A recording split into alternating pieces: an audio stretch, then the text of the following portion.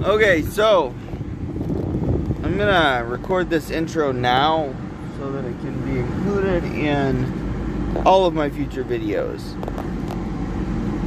What I say, unless I am reading scripture or directly quoting a prophet, is my opinion and my opinion alone.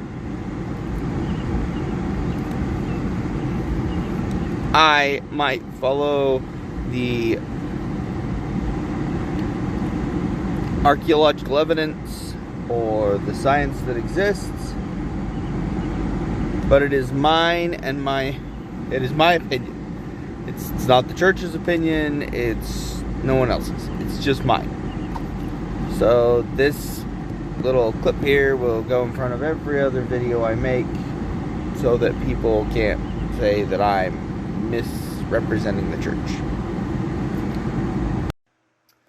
Okay, so I was watching Midnight Mormons and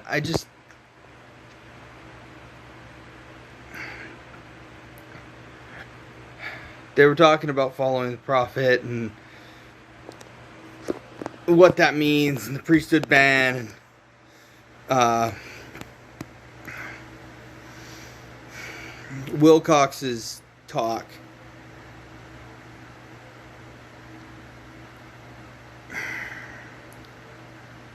And that stuff I have covered before in videos. I'm not even going to talk about that. But something came up from one of the non-members, one of the ex-members of the Church of Jesus Christ of Latter-day Saints. So one of the people that have left the church. And it bothered me.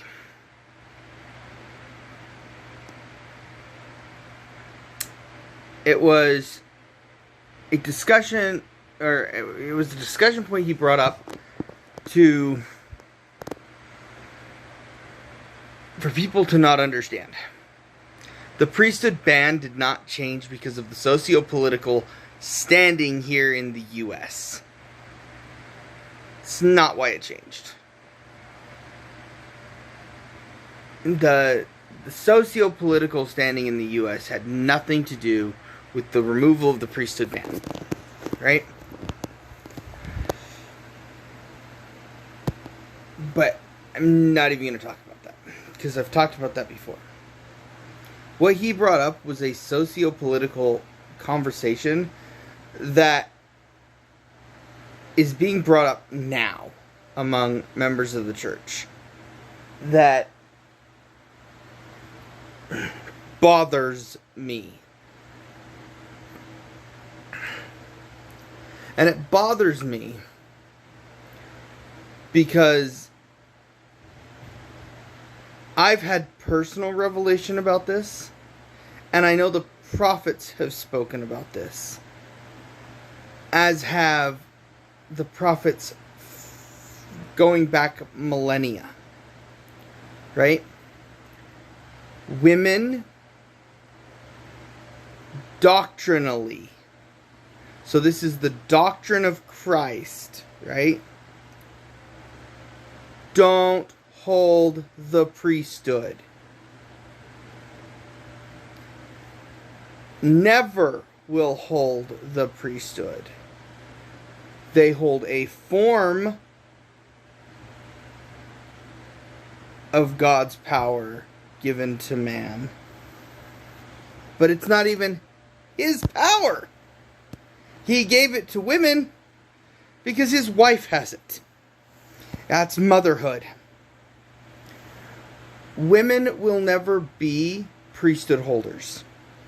The reason men hold the priesthood is because we need it. Yet, it's the one thing that puts us on a level playing field with women. Without it, we wouldn't be on a level playing field. Women bring life into the world. That is their power. They teach our children. That is their power. They hold all things dealing with the progeny of God and ourselves, right? God gave man the priesthood so that man could do the works of God. It's to teach us, not give us power. It's to teach us to submit ourselves to His work, to Him.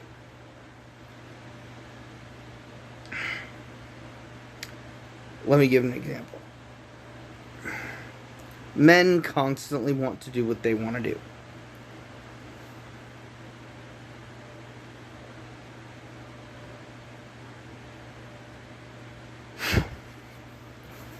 For the most part, men don't want to be nice to other men.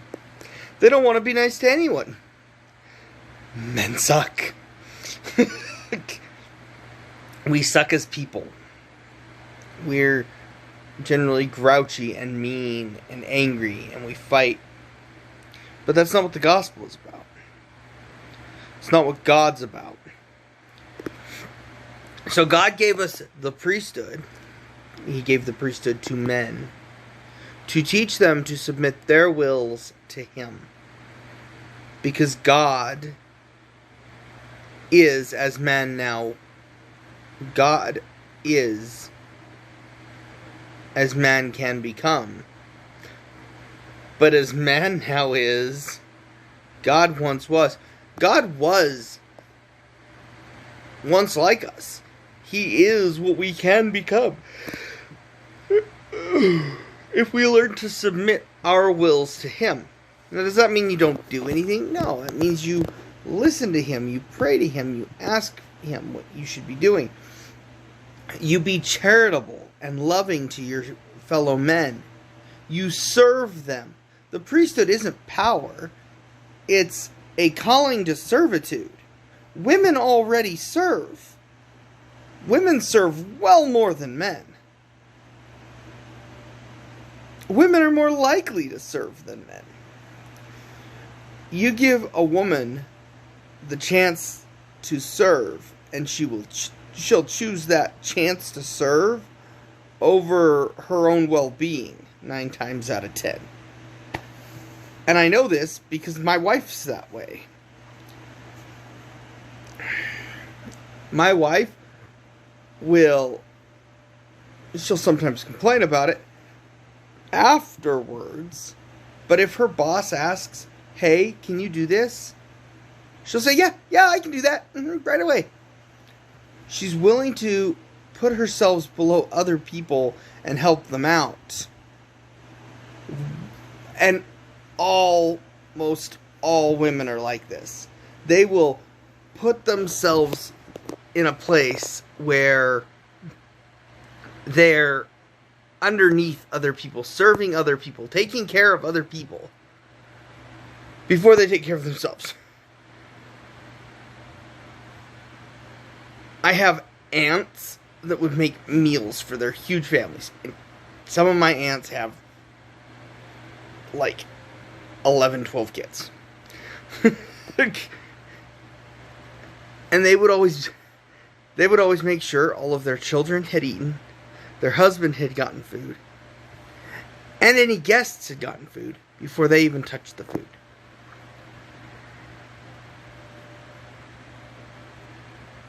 That's a natural thing for women. That's not a natural thing for guys. Yeah, guys will generally make sure that their kids have food and make sure their wives are taken care of.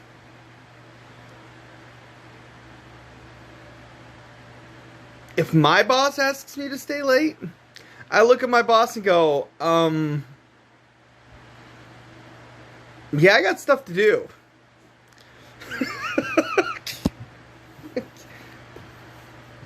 If I really like someone, I might serve them. But that's not what the church teaches. The church teaches us to serve everyone, right? And that's what the priesthood is. The priesthood is literally a calling to be servants. So women will never hold the priesthood. They'll never hold positions of leadership in the church. And when I say that, I mean, like, there'll never be apostles. There will never be female apostles. There will never be a female 70. There will never be a female bishop or a female elders quorum president. Because those positions aren't positions of power. The bishop isn't in a position of power. The bishop is a position of serious servitude. Like, he goes to his job, he comes home, and then 6 days a week, after coming home and changing and making sure his family is taken care of, the bishop's at the church, taking care of appointments, doing bishopric meetings, doing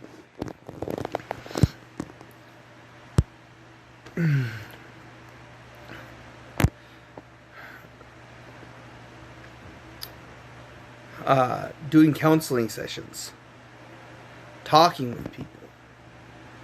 Or at least that's what they should be doing. Because that's the purpose of the bishop, is to serve the ward. Yes, that bishop is placed in a position where he receives revelation for the ward.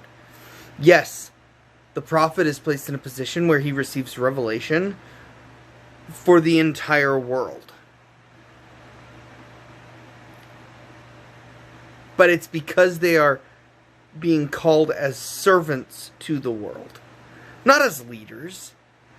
Not in a position of power. But in a position of, hey, yeah, so, now you get to serve everyone because I said so. That's the position of a prophet. That's the position they're called to by God. So women will never receive the priesthood because they're already willing to do that. That is an innate part of their nature. That is a built-in part of their nature. Is women want to serve. They want to do those things. They want to help everyone. And so they don't need the priesthood to be called to serve. They already want to do it. The only reason I married my wife when I did is because I had to talk her out of a mission to get married to me. She wanted to serve a mission. And I talked her out of it to marry me. Because I'm a selfish SOB. Okay? I hold the priesthood. I'm supposed to be serving people. I should have taken that priesthood and been like, look, she wants to serve a mission. She can serve a mission. Let her serve people because serving people is what we're supposed to do. Now that's the position I take. I should have let my wife serve a mission. Because that's what she wanted to do. She wanted to go out and serve people. And do good for people. And now that's the things I want to do. Is go out and serve people and do good for people. And she and I are on the same page with that. But I would never be that in that place or that position without the priesthood. Without being pushed to a point where I believed that service was the best thing. Was the best point in my time. The priesthood showed me that. Because the priesthood is a calling to service. I don't get why people who leave the church because women don't hold the priesthood or can't be bishops don't understand this.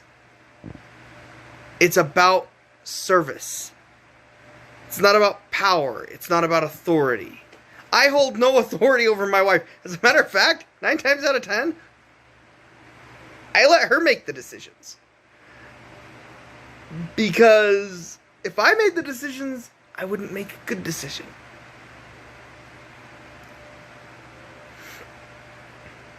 I hold no power. The priesthood doesn't give you power. It's a call to service. I will never be able to bless myself with my own priesthood. No one I know that holds the priesthood can give themselves a blessing, can improve their own lives just for having the priesthood.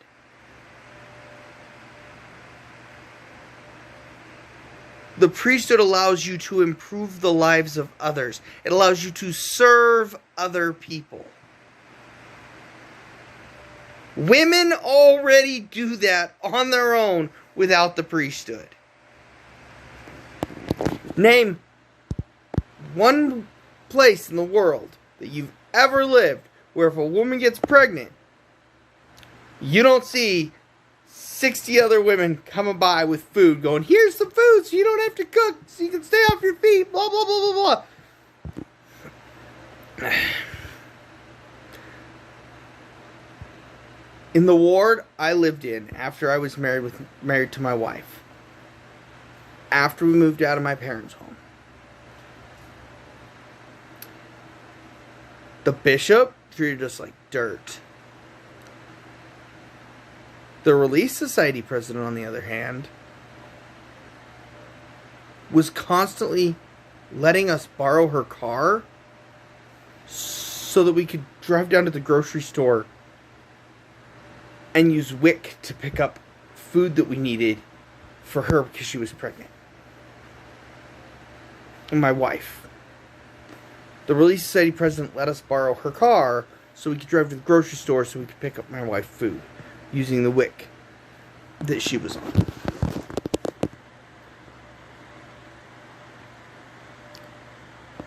Do you see how this correlates? We didn't even attend the same ward house as them. We stopped going to the ward because the bishop was so rude.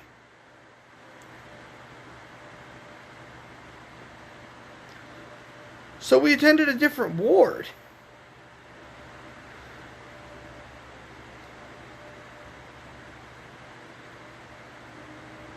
And yet that happened.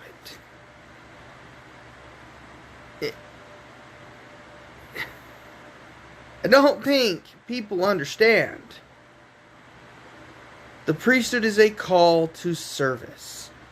You can never get anything from the priesthood for yourself. You can only help others. Can you grow? Yeah, you'll learn growth. But women do that on their own too. If men could, they'd hide in a hidey hole and just be themselves for all of eternity. They'd never grow. Not ever. The priesthood forces us to grow because it forces us to do something we don't want to do. And then we learn to love it. Because that's the growth God's looking for. So for all those women and members of the church that have left the church because women can't receive the priesthood, get over yourselves. The priesthood's not for any one person. The priesthood doesn't help any person that holds it except by teaching them how to grow. By forcing people to be of service to others, which is something that women do naturally. It is not something that women need. So God doesn't give it to them because they don't need it.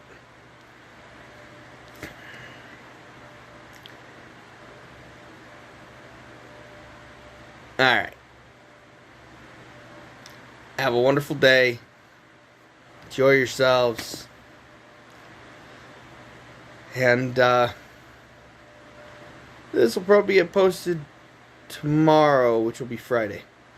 Alright, talk to you later. Bye.